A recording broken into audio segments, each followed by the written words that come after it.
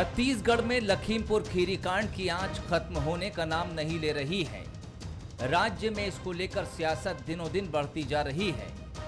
मंगलवार को मुख्यमंत्री भूपेश बघेल के लखीमपुर जाने पर सियासत हुई, तो अब लखीमपुर के किसानों को 50 लाख रुपए की राहत राशि के ऐलान को लेकर सियासत हो रही है। सीएम बघेल ने राहत राशि का ऐलान करते हुए कहा कि इस दुख की घड़ी में छत्तीसगढ़ का किसान भी लखीमपुर के किसानों के साथ खड़ा है।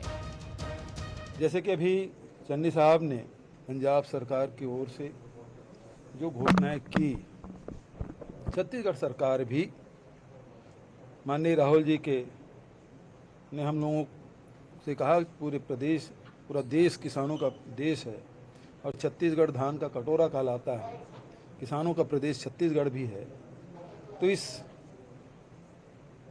दुख में हम सबको खड़ा होना है, दुख बांटने का काम हम सबको करना है और इसलिए छत्तीसगढ़ सरकार की ओर से प्रत्येक परिवार को, प्रत्येक किसान को 50 लाख रुपए, जिसके परिवार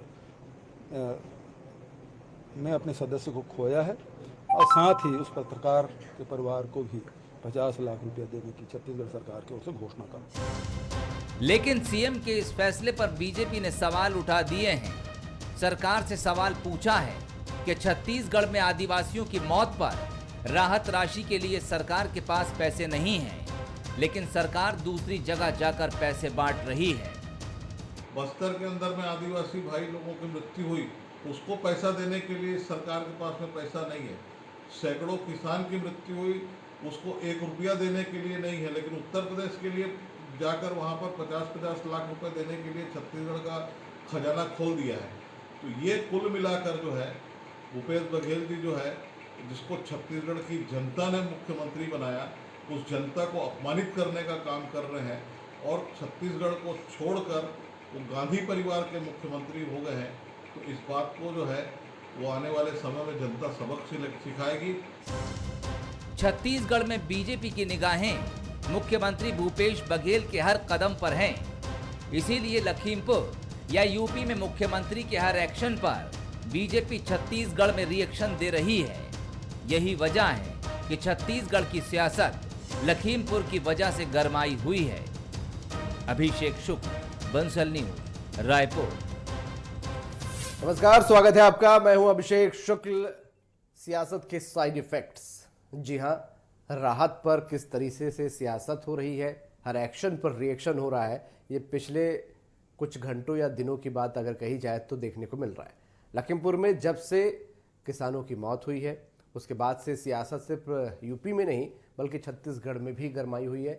मुख्यमंत्री ने जब वहां जाने का ऐलान किया था तब भी सियासत गरमा गई थी छत्तीसगढ़ में, और आज जब उन्होंने राहत राशि देने का ऐलान किया तो एक बार फिर से छत्तीसगढ़ में सियासी फिजा गरमा गई।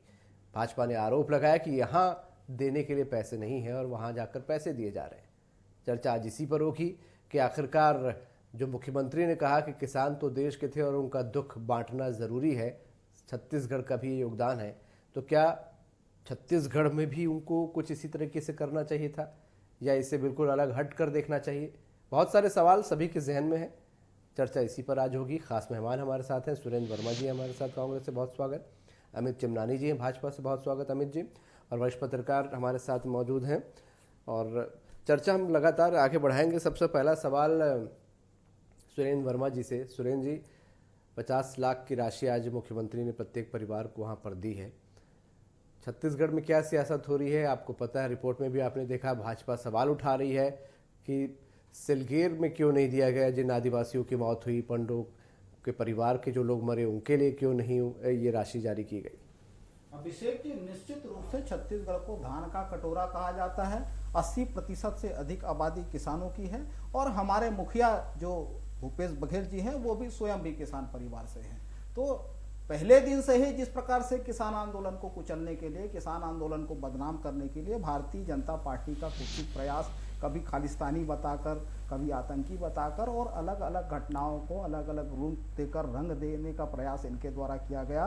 और जो लखीमपुर खीरी की जो घटना है 3 तारीख की, वो तो पूरी तरह से अमानवीय है, नृशंस हत्या है, सत्ता के नशे का ऐसा उदाहरण अभिषेक जी ना आपने कभी इतिहास में सुना होगा न कभी देखा होगा कि केंद्रीय गृह राज्य मंत्री के पुत्र के द्वारा जीप के टायर के नीचे सत्याग्रह में बैठे किसानों को कुचलने का ऐसा दूसरा उदाहरण न देश के न दुनिया के इतिहास में होगा। उस घटना की तुलना अन्य घटनाक्रम से करना निश्चित रूप से आपत्तिजनक है, कड़ा प्रतिवाद करता हूं।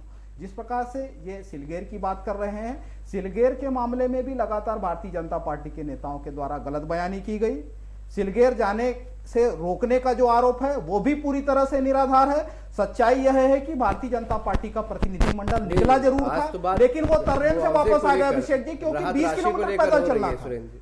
अभिषेक जी, मूल बात मैं कहना चाहूंगा, इस घटना के पीछे जो जिम्मेदार हैं वो भी भारतीय जनता पार्टी के नेता हैं। आज देश का किसान, देखिए छत्तीसगढ़ के किसान तो पहले दिन से ही आंदोलनरत किसानों के साथ थे। आज भारतीय जनता पार्टी, सुरेंद्र जी सीधा सा सवाल था मेरा कि जिसके पीछे जो भी जिम्मेदार हो, मौतें तो हुई है, इससे इनकार नहीं है, बात मुआवजे को लेकर हो रही है जो सवाल बीजेपी उठा रही है।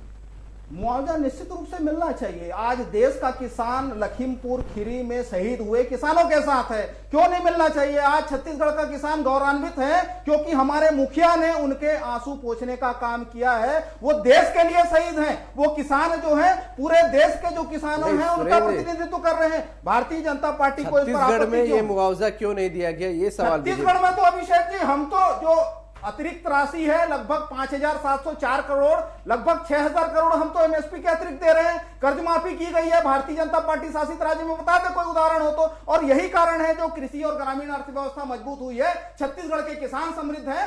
आज जो कृषि विकास दर है छत्तीसगढ़ का राष्ट्रीय औसत से 1.4% बेहतर है। छत्तीसगढ़ के किसान समृद्ध है। जो किसानों को छत्तीसगढ़ में मिल रहा है जो फसलों का दाम, वो बता दे कौन से भाजपा शासित। चलिए मैं आपके पास फिर लौटता हूँ, मेरा सवाल फिर भी वही रहेगा, मैं आपसे फिर पूछूंगा। चिमनानी जी हमारे साथ अभी डिस्कनेक्ट है, मैं उनके पास फिर जाऊंगा। तब तक मैं वरिष्ठ पत्रकार से बात कर लेता हूं, मनीष जी से। मनीष जी, ये सवाल जवाब जो उठ रहे हैं, आरोप प्रत्यारोप का जो दौर चल रहा है यहाँ पर कि छत्तीसगढ़ में क्यों नहीं दिया गया, वहाँ क्यों दिया गया, क्या ये जो चुनाव है वहाँ पर ये सब कुछ इसलिए वहाँ पर हुआ, या वाकई क्योंकि किसान कहीं के भी हो, देश के किसान हैं, उनको ये रकम मिलनी चाहिए थी राहत के तौर पर, और छत्तीसगढ़ का ये योगदान के तौर पर इसे देखा जाए? देखिए अभिषेक जी, मैं आपकी बात से पूरी तरीके से सहमत हूँ कि जो बात हम कर रहे हैं, देखिए आने वाले समय में उत्तर प्रदेश में चुनाव है और छत्तीसगढ़ के मुख्यमंत्री भूपेश बघेल जी को वहाँ का सीनियर ऑब्जर्वर बना करके भेजा गया है।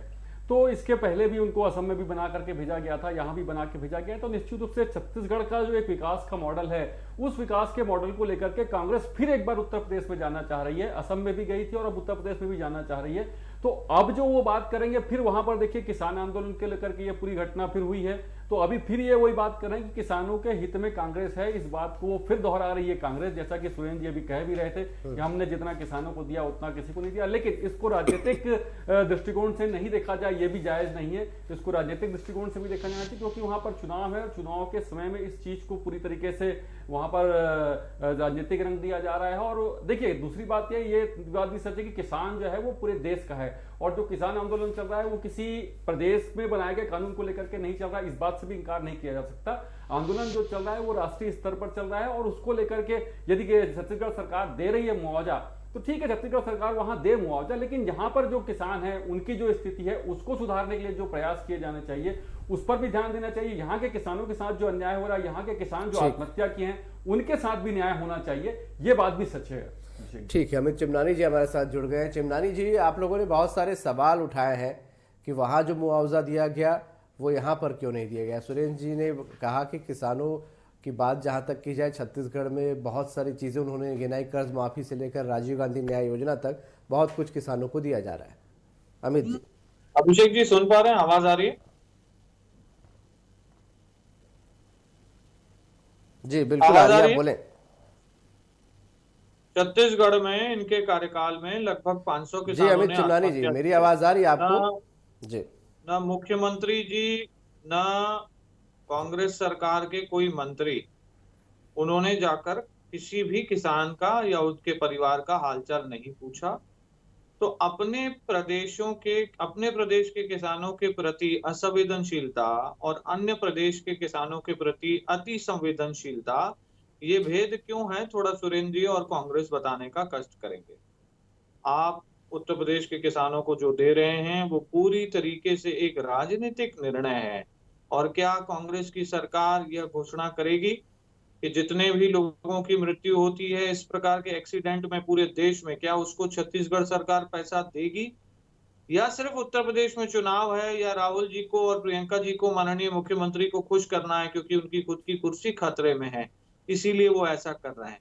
कोई तो आखिर आपको एक उदाहरण प्रस्तुत करना होगा। करेंगे तो आप सबके लिए करिए। छत्तीसगढ़ में अगर ऐसा कुछ होता है तो आप करेंगे, अन्य प्रदेशों के लिए भी सुरेंद्र जी इसका स्पष्ट जवाब देंगे। दूसरी चीज जो आज जनता पूछना चाह रही है कि जब आपके प्रदेश में कोरोना से लाशें जलाने के लिए जगह नहीं थी, तब आसाम में हमारे मुख्यमंत्री जी नृत्य कर रहे थे और सोशल मीडिया में एक वीडियो चल रहा था कि जैसे रोम जल रहा था और नीरो बांसुरी बजा रहा था, वैसे छत्तीसगढ़ में शव जल रहे हैं और मुख्यमंत्री जी वहां पर ऑडियो में नाच गाना बजा रहे हैं।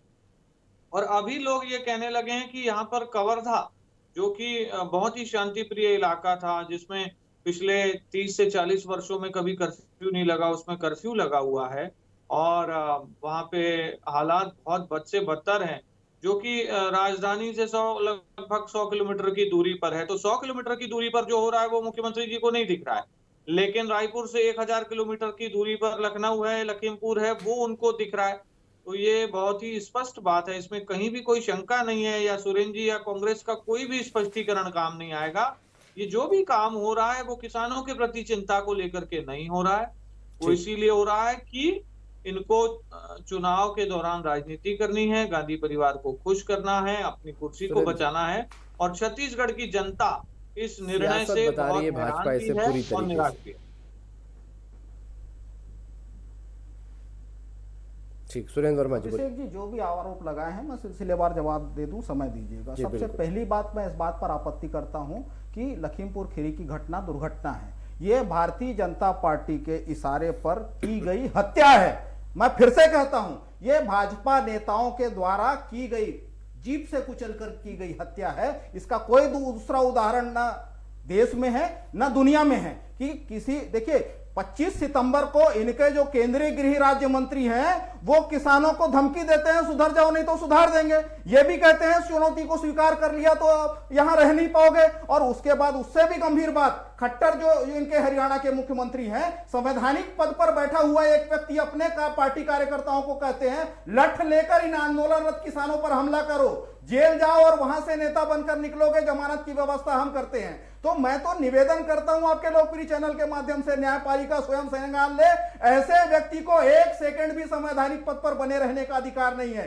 दूसरी बात, ये कवर्धा की घटना का जिक्र कर रहे हैं, यह भी भारतीय जनता पार्टी का षड्यंत्र सामने आ रहा है। माननीय आईजी का स्टेटमेंट जो आया है उसमें स्पष्ट रूप से किस प्रकार से 12 जीप में भरकर रायपुर, बिलासपुर, मुंगेली से बाहरी लोगों को बुलाकर किस प्रकार से वो जांच रिपोर्ट में दूध का दूध पानी का पानी हो जाएगा। 70 से अधिक गिरफ्तारियां हुई थी। लेकिन भारतीय जनता पार्टी विगत 6 महीने से, अभिषेक जी आपने देखा होगा कि किस प्रकार से छत्तीसगढ़ की सामाजिक समरसता, धार्मिक जो परस्पर भाईचारे को बिगाड़ने का प्रयास, धर्मांतरण के फर्जी मुद्दे को लेकर आ रही है। और इसी प्रकार से जब ये मुद्दा विहीन हो गए हैं, छत्तीसगढ़ सरकार जो गांव, गरीब, किसान, रोजगार और आदिवासियों के विषय पर काम कर रही है, तो लगातार भारतीय जनता पार्टी बांटने और काटने का कुछ प्रयास कर रही है। मैं फिर से कहूंगा, आज देश की जनता देख रही है, ये वही लोग हैं, इनका ये राष्ट्रीय चरित्र है, यही लोग हैं जो कठुआ, उन्नाव, हाथरस में अपराधियों के समर्थन में खड़े थे, आज हत्यारों के समर्थन में खड़े हैं। छत्तीसगढ़ के किसान, हमारे मुखिया,